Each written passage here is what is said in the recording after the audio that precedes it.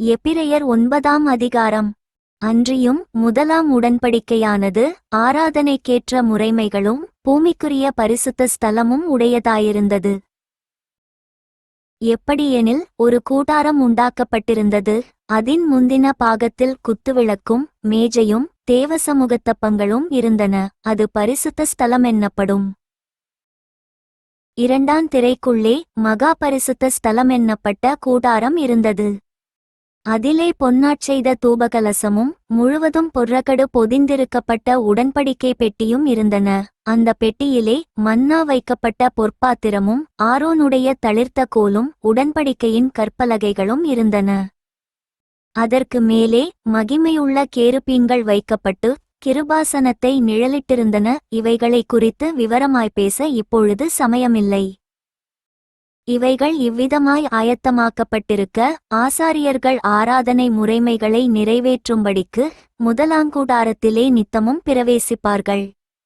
இரண்டாங்கூடாரத்திலே பிரதான ஆசாரியன் மாத்திரம் வருஷத்திற்கு ஒரு தரம் இரத்தத்தோடே பிரவேசித்து அந்த இரத்தத்தை தனக்காகவும் ஜனங்களுடைய தப்பிதங்களுக்காகவும் செலுத்துவான். அதனாலே முதலாங்கூடாரம் நிற்குமளவும் பரிசுத்த ஸ்தலத்திற்கு போகிற மார்க்கம் இன்னும் வெளிப்படவில்லை என்று பரிசுத்த ஆவியானவர் தெரியப்படுத்தியிருக்கிறார். அந்த கூடாரம் இக்காலத்திற்கு உதவுகிற ஒப்பனையாயிருக்கிறது.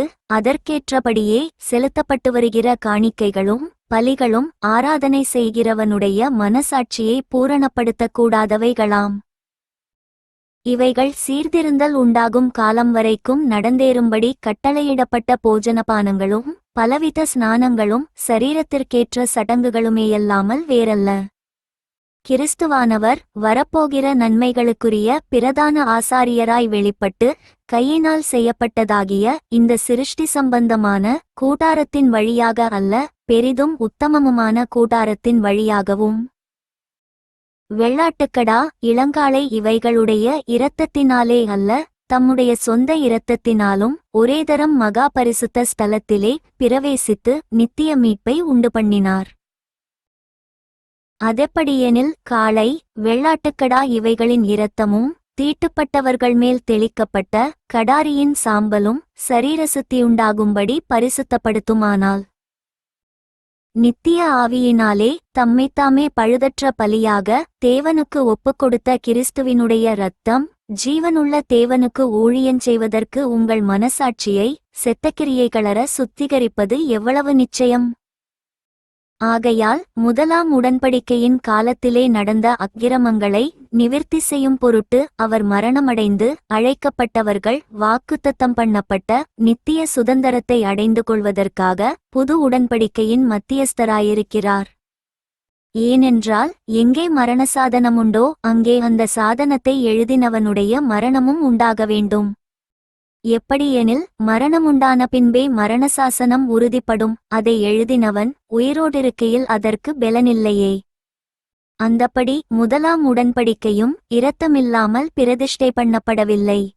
எப்படியெனில் மோசே நியாயப்பிரமாணத்தின்படி சகல ஜனங்களுக்கும் எல்லா கட்டளைகளையும் சொன்ன பின்பு இளங்காளை வெள்ளாட்டுக்கடா இவைகளின் இரத்தத்தை தண்ணீரோடும் சிவப்பான ஆட்டுமயிரோடும் ஈசோப்போடும் கூட எடுத்து புஸ்தகத்தின் மேலும் ஜனங்களெல்லார் மேலும் தெளித்து தேவன் உங்களுக்கு கட்டளையிட்ட உடன்படிக்கையின் இரத்தம் இதுவே என்று சொன்னான். இவ்விதமாக கூடாரத்தின் மேலும் ஆராதனைக்குரிய சகல பணிமூட்டுகளின் மேலும் இரத்தத்தை தெளித்தான். நியாயப்பிரமாணத்தின்படி கொஞ்சங்குறைய எல்லாம் இரத்தத்தினாலே சுத்திகரிக்கப்படும். இரத்தஞ்சிந்துதலில்லாமல் மன்னிப்பு உண்டாகாது. ஆதலால் பரலோகத்திலுள்ளவைகளுக்கு சாயலானவைகள் இப்படிப்பட்ட பலிகளினாலே சுத்திகரிக்கப்பட வேண்டியதாயிருந்தது. பரலோகத்திலுள்ளவைகளோ இவைகளிலும் விசேஷித்த பலிகளாலே சுத்திகரிக்கப்பட வேண்டியதாமே. அந்தப்படி மெய்யான பரிசுத்த ஸ்தலத்துக்கு அடையாளமான கையினால் செய்யப்பட்டதாயிருக்கிற பரிசுத்த ஸ்தலத்திலே கிறிஸ்துவானவர் பிரவேசியாமல் பரலோகத்திலேதானே இப்பொழுது நமக்காக தேவனுடைய சமூகத்தில் பிரத்தியட்சமாகும்படி பிரவேசித்திருக்கிறார். பிரதான ஆசாரியன் அந்நிய இரத்தத்தோடே வருஷந்தோறும் பரிசுத்த ஸ்தலத்துக்குள் பிரவேசிக்கிறது போல அவர் அநேகந்தரம் தம்மை பலியிடும்படிக்கு பிரவேசிக்கவில்லை. அப்படியிருந்ததானால் உலகமுண்டானது முதற்கொண்டு அவர் அநேகந்தரம் பாடுபட வேண்டியதாயிருக்குமே. அப்படியல்ல, அவர் தம்மைத்தாமே பலியிடுகிறதினாலே பாவங்களை நீக்கும் பொருட்டாக இந்த கடைசி காலத்தில் ஒரேதரம் வெளிப்பட்டார். அன்றியும் ஒரேதரம் மரிப்பதும் பின்பு நியாயத்தீர்ப்படைவதும் மனுஷருக்கு நியமிக்கப்பட்டிருக்கிறபடியே கிறிஸ்துவும் அநேகருடைய பாவங்களை சுமந்து தீர்க்கும்படிக்கு ஒரேதரம் பலியிடப்பட்டு தமக்காக காத்து கொண்டிருக்கிறவர்களுக்கு இரட்சிப்பை அருளும்படி இரண்டாந்தரம் பாவமில்லாமல் தரிசனமாவார். For more videos, subscribe and like my channel.